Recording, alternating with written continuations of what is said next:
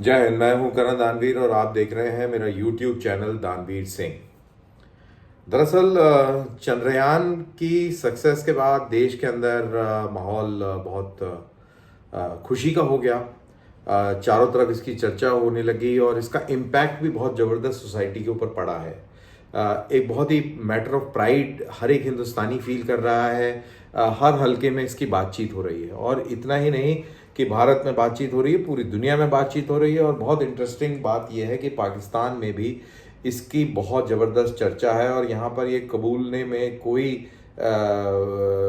वो नहीं है कि पाकिस्तान के अंदर बहुत लोगों ने इसको सराहा है। और अब मैं उनके सोशल मीडिया पे जब मैं पाकिस्तानियों को ट्रैक करता हूँ, उनके विचारों को देखता हूँ, सुनता हूँ, पढ़ता हूँ, तो कई ऐसे कमेंट्स देखे हैं मैंने, सुने हैं, या ऐसे वीडियोस मैंने देखे हैं जिसके अंदर पाकिस्तानी अब टू नेशन थ्योरी के ऊपर भी सवाल खड़े कर रहे हैं।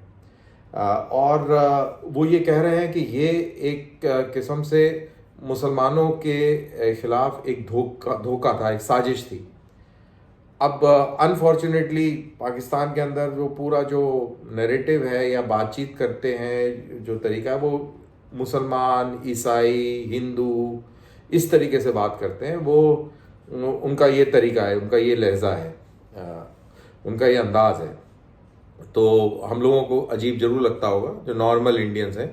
हमारे यहाँ भी इसी तरीके की बातें होती हैं, बट नॉर्मली हम लोग ऐसे बातें नहीं करते हैं। बहरहाल, तो वो टू नेशन थ्योरी के ऊपर भी उन्होंने सवालिया निशान लगाने शुरू कर दिए हैं, खुल के बात करनी शुरू कर दी है। तो ये एक बहुत अहम जो है बदलाव हम देख रहे हैं पाकिस्तान की सोच के अंदर। और ये बदलाव आया है इंटरनेट और ओपननेस से, इंफॉर्मेशन से। इंफॉर्मेशन जाती है तो इंफॉर्मेशन लोगों को मुतासर करती है, उनके ऊपर, उनके जहन पर इम्पैक्ट डालती है और उसके बाद इस तरीके का बयान आप उनसे सुनते हैं। लेकिन इस सब में पाकिस्तानी इस्टेब्लिशमेंट और जो उनका जो सिस्टम है उसका प्रोपेगेंडा नहीं थमा है।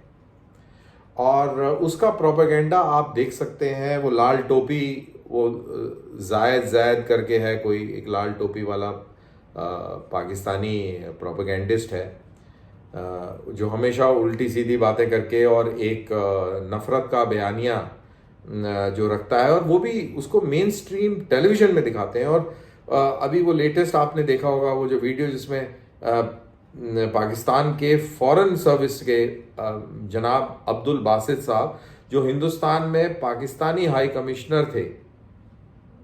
इट इज़ अंडरस्टैंडेबल कि फॉरेन सर्विस का सबसे टॉप कैंडिडेट रहा होगा कि उसको हिंदुस्तान के अंदर सफ़ीर भेजा गया।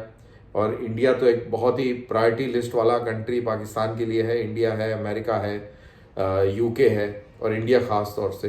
तो वो आदमी टेलीविज़न पर बैठकर जायद का इंटरव्यू, लाल टोपी का इंटरव्यू ले रहा है और उसमें लाल टोपी ये कह रहा है कि इंडिया ने पूरी मून की लैंडिंग फेक कर दी है। और ये बताने की कोशिश कर रहा है कि हिंदुस्तान में इतनी गरीबी है, हिंदुस्तान में लोग पटरियों पर बैठ के और सवेरे की दिनचर्या करते हैं और खाने को नहीं है, ये नहीं है, वो नहीं है, और वो चांद पे जाके क्या करेंगे, और झूठ बोल रहे हैं, वगैरह वगैरह वगैरह। तो उससे मेरे को बहुत तरस भी आया इन लोगों पे। मेरे को लगा कि देखिए, ये लोग वो हैं जो पढ़े लिखे हैं। बासित भी पढ़ा लिखा है, हाईली पढ़ा लिखा है, दुनिया घूमा हुआ है, और जायद भी पैसे वाला आदमी लगता है और ख़ानदानी लगता है। तो वो आदमी इस तरीके की जब बातें करते हैं तो आपको तरस उन पाकिस्तानियों पे आता है जो अनपढ़ हैं, जो थोड़े भोले हैं, जिनको ज़्यादा आइडिया नहीं है। वो ऐसी बातों में बह जाते हैं। और ये नैरेटिव इसलिए ज़रूरी है बिकॉज पाकिस्तान एक सिक्योरिटी स्टेट है, और सिक्योरिटी स्टेट का मतलब है कि जो सिक्योरिटी एपरेटस है वो उस स्टेट को पकड़ के रखना चाहता है, पकड़ के रखना उसकी मजबूरी है। और वो तभी हो सकता है जब एक फॉल्स प्रोपेगेंडा के बेसिस पर लोगों का माइंड जो है तब्दील किया जाए। अब इंटरनेट के ज़माने में इतना इन्फ्लक्स है इंफॉर्मेशन का, तो लोगों को भटकाना कैसे होता है, भटकाना इसी तरीके से होता है। अब ये जो जैद और बासित की जो टॉक है, ये बहुत जो एंटी इंडिया जो लोग हैं जनरली, जो एक्सट्रीम वाले हैं, उनके अंदर वो घर कर गई होगी और उसको सच्चा मान रहे होंगे। अब हम लोगों को कोई फर्क नहीं पड़ेगा, फर्क पाकिस्तान को पड़ेगा। पाकिस्तान की जो जो तरक्की है, जो पाकिस्तान की सलामती है, वो इससे मुतासिर होगी, उस पर इफ़ेक्ट डालेगी।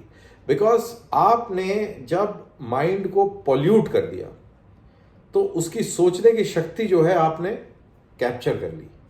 आपने प्रोपेगेंडा करके उसकी दिमाग से उसके सोचने का, तर्क वितर्क करने का की जो पावर थी वो खींच ली, और उसके बाद आपने उसको उस राह पर चलाया जिस राह पे आप चाहते हैं कि वो चले। और वो राह क्या है? वो एंटी इंडिया रहा है, वो एंटी हिंदू रहा है, वो एंटी ह्यूमन रहा है, मैं ये कहूँगा। उन्होंने इस पूरी जो पाकिस्तान की जो जहनियत है उसके अंदर एक मज़हब का बहुत ज़बरदस्त तड़का लगाया हुआ है, और वो तड़का ऐसा है कि जो मज़हब को जानने वाले लोग हैं वो भी पगला चुके हैं कि यार ये तो मतलब हमें इतने सालों के अध्ययन के बाद नहीं पता चला जो इन पाकिस्तानियों को पता चल गया है। और ये इस तरीके की चीज़ें जो हैं वो आए दिन करते रहते हैं, डालते रहते हैं। और देखिए इसका फ़र्क क्या होता है? तो इस सब का फ़र्क ये पड़ता है कि आपके जो पढ़े लिखे लोग भी हैं वो इस तड़के की वजह से उनको भी एक ऐसा नशा होता है कि वो दुनिया को दूसरे चश्मे से देखने लगते हैं। इसका उदाहरण मैं आपको बताता हूँ। आपने ज़रूर ये खबर देखी होगी कि पाकिस्तानी एक हाईली क्वालिफाइड डॉक्टर जो पाकिस्तान के अंदर H1 वीज़ा पे था और हाईली क्वालिफाइड रिसर्चर था, वो पकड़ा गया क्योंकि वो दाइश के साथ मिलकर और अमेरिका के ऊपर ही हमला करना चाहता था।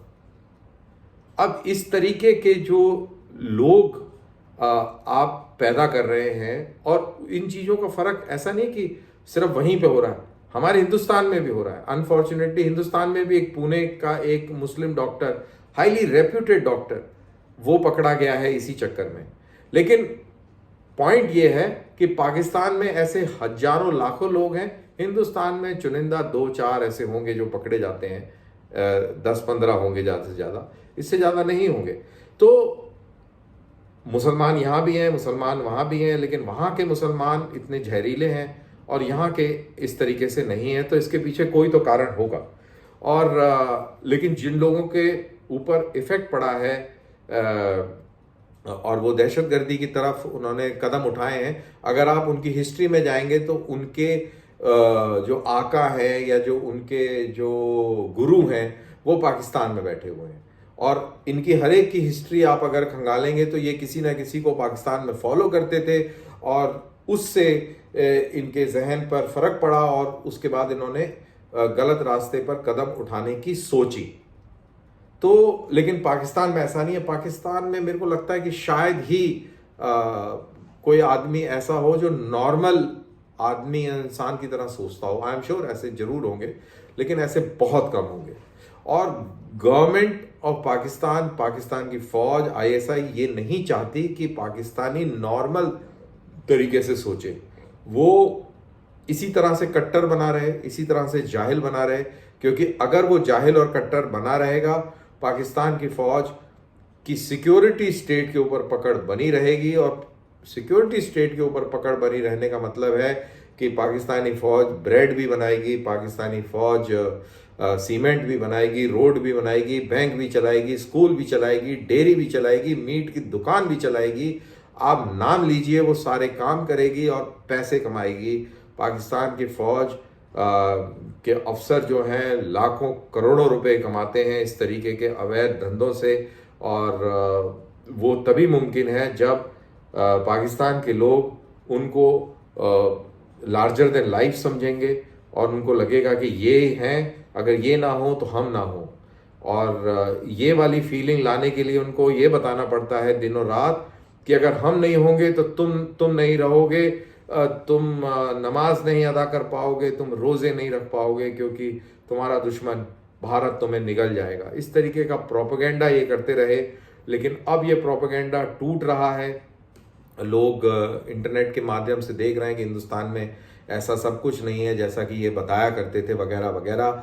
लेकिन पुरानी आदतें जाती नहीं हैं, इसीलिए जैद, लाल टोपी और अब्दुल बासित इस तरीके के इंटरव्यू आज भी कर रहे हैं। वो बात और है कि पाकिस्तान में जो सही जहनीत वाले लोग हैं उसका मजाक भी उड़ा रहे हैं, और अब पाकिस्तान के अंदर टू नेशन थ्योरी के ऊपर ही लोग सवाल खड़ा करना उन्होंने शुरू कर दिया है। तो मेरी इस टॉक का मकसद यही था, आपको बताने के लिए कि अगर आप इंडियन मुस्लिम हैं और आप ये मेरा वीडियो देख रहे हैं, तो पाकिस्तानी जो नैरेटिव है उससे बचिए, और अपने जो रिश्तेदार हैं, जो छोटे बच्चे हैं जिनका माइंड अभी मेलिएबल है, उनको भी उस प्रोपेगेंडा से बचाना आपका फ़र्ज़ बनता है। और सिमिलरली जो हमारे हिंदू भाई हैं उनको भी ये बताना बहुत ज़रूरी है, क्योंकि मैं ये देख रहा हूँ कि हिंदूज़ के अंदर भी मुसलमानों के प्रति जो धारणा बन रही है वो दरअसल धारणा पाकिस्तान के अंदर पाकिस्तानी मुसलमान वहाँ हिंदुओं, क्रिश्चियनों और सिखों के साथ कैसे बर्ताव करता है, किस भाषा का इस्तेमाल करता है, उसको लेकर बन रही है। क्योंकि जब पाकिस्तानी बोलता है तो वो ऐसा लगता है कि वो हमारे में से ही बोल रहा है, और भाषा भी सेम, कल्चर भी सेम, इमोशंस भी सेम। तो वो कहीं ना कहीं कनेक्ट होता है, और इंडिया का जो हिंदू है उसको लगता है कि यार ये सोच है मुसलमानों की, और वो वाली जो सोच जो पाकिस्तान से शाया होती है, वो सोच टेम्पलेट लाके इंडियन मुसलमानों के ऊपर लगा देते हैं, और इंडियन मुसलमानों को वो शक की निगाह से देखने लगते हैं। और ये एक बहुत ही ख़तरनाक और डेंजरस ट्रेंड है, और ये वही टू नेशन थ्योरी का अनफिनिश्ड एजेंडा है जो कि अब इंटरनेट के माध्यम से 5th जनरेशन वॉरफेयर के तहत हिंदुस्तान के ऊपर किया जा रहा है। एक तरफ वहाँ के ऐसे कट्टर मुसलमान हैं जो उल्टा सीधा बकते हैं और आपको धार्मिक ठेस पहुँचाने की कोशिश करते हैं, आपको धर्म के नाम पर आपको जलील करने की कोशिश करते हैं, और वहीं पर दूसरे ऐसे लोग भी हैं जो मीठी मीठी बातें करके और आपके घरों में अंदर घुस चुके हैं। तो हमें इन दोनों लोगों से बचना है, दोनों किस्म के लोगों से, क्योंकि पाकिस्तान एक नॉर्मल स्टेट नहीं है। वहाँ पर आप नॉर्मल चीज़ की तवक्को नहीं कर सकते। तो इस चीज़ का बहुत ख्याल रखें, और इसी के साथ, इसी मैसेज के साथ मैं अपना वीडियो यहाँ पे समाप्त करता हूँ। काइंडली इस वीडियो को अपने दोस्तों के साथ शेयर करें, लाइक करें, और मेरे चैनल को भाइयों प्लीज़ सब्सक्राइब जरूर कर लीजिए। बहुत बहुत शुक्रिया। मुझे दीजिए इजाज़त। जय हिंद।